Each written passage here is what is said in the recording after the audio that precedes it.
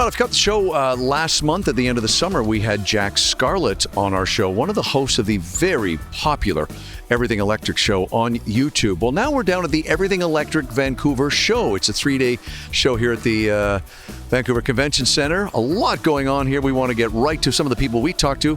Let's go take a look. Joined now by Carlos, part of the Everything Electric team. What's interesting about what you guys do is it's cart horse. I mean, you've got the highly rated show, but you also have the company. Explain how that, as I said, cart horse, how did that all come together? Yeah, look, from our side, working with Robert Llewellyn, obviously our founder, I think his concept was how do you kind of bring a digital audience into a live environment? And I think it was a sort of brainchild of our CEO, Dan Caesar, to put that together. And we first ran that, that's been coming on for nearly 15 years now in terms of where the whole concept came together. And then from 2008, when we ran our first live show. And you see the fruits of our labor here today in Vancouver. You talk about the people that are here. I mean, I was saying to Jack in our interview last month that every year in Vancouver, anyway, the crowds have gotten bigger and bigger. Clearly, there's a much bigger interest, let's say, than there was a decade ago when you were at these shows. Yeah, 100%. Look, the industry has really grown. And I think for us, we're not just about the car.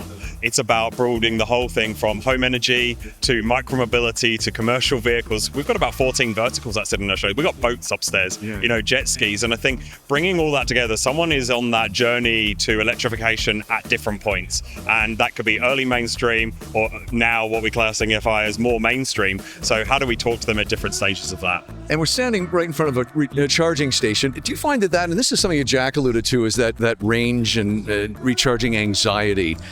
Is it a challenge to get people past that impression, let's say? Yeah, look, fighting myth busting is what we do every single day. Look at BC, BC Hydro, 600 plus chargers available, fast, rapid chargers available.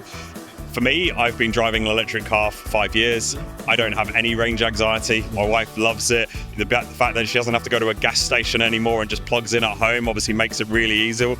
We're seeing cars now have got a bigger and bigger range capacity, to do much longer journeys, and doing drives that are 400-500 kilometers with one stop in it, if that, is fully capable now. Thanks for joining us. Pleasure. Thank you.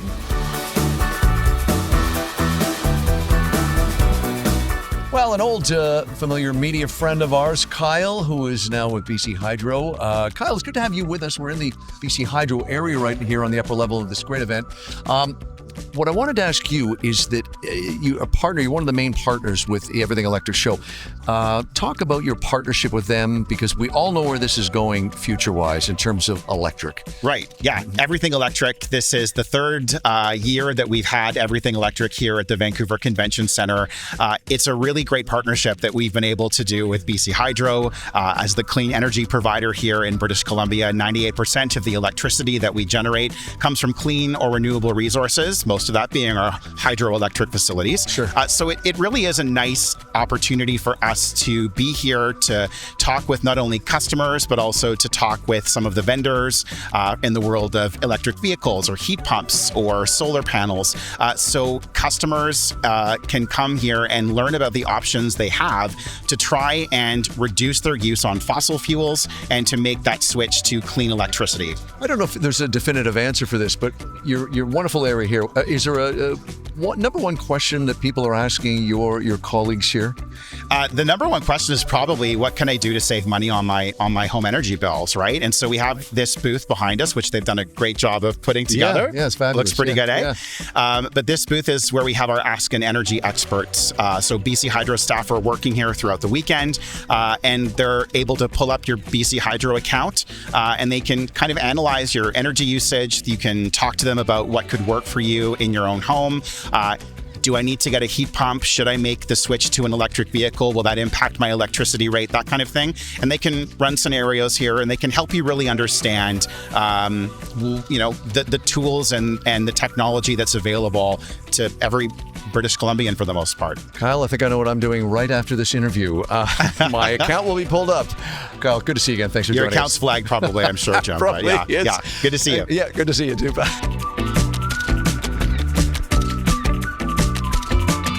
Oh, you'll probably recognize this guy. He was on our show last month. Now we get to Jack Scarlett, not on Zoom, but in person here at the Everything Electric Show. Jack, welcome to Vancouver. Hey, thanks for having me. You bet, sir. We just watched you do a presentation. Give our viewers a sense of the vibe, the feeling in this room and downstairs. Positivity is the overarching one of these shows. You know, for those of us who evangelize electric vehicles, it can feel like banging your head against a wall sometimes. And, you know, the kind of transition to electric is in a slightly sticky place in Canada at this moment in time. Yeah, it's not going to be plain sailing, and it's not happening in a linear way. That's become apparent. So it's really validating just to be in a hall full of people who are either already into it or are curious about it and interested in learning more. And that's what we have here. So yeah, these shows are an open goal when times are good and everyone's buying EVs and business is booming. But actually, times like now where there's nuance and complexity, this is when these shows are most important, I think. You mentioned in our interview last month about that you get the EV driver, that's say mostly downstairs where we were and watching you do a presentation. Then you get up here and there's everything else. It's interesting. Talk about the feeling up here. Are you seeing a lot of people that maybe are EV drivers that are looking for the solar paneling you said, or you mentioned to us earlier, candles. It's all upstairs. Yeah, I mean, the candles are a separate issue, but they are very fragrant. Yeah. Electric vehicles are a gateway drug. You buy this vehicle that has a giant battery pack and then you kind of realize all the other things that you could potentially do with it. Well, actually, if I put some solar on the roof, I could charge it for free. I could drive for free. If I fitted a big home battery, then I could do all sorts of clever things where I could discharge the energy from my car into my home battery and then run my house super cheap when I need to.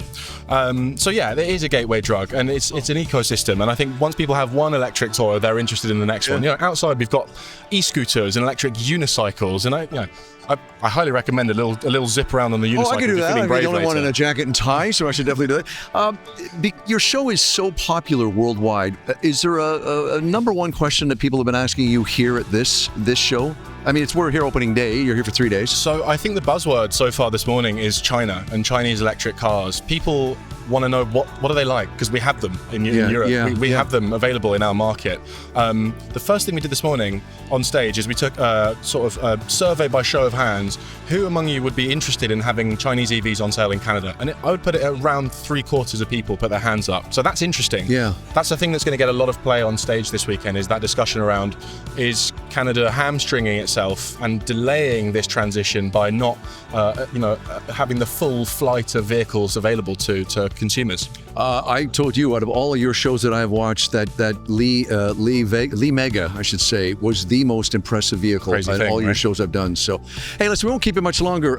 You're probably not getting a chance to see anything in Vancouver. Not that you can with the smoke outside, but you're where next? Sydney?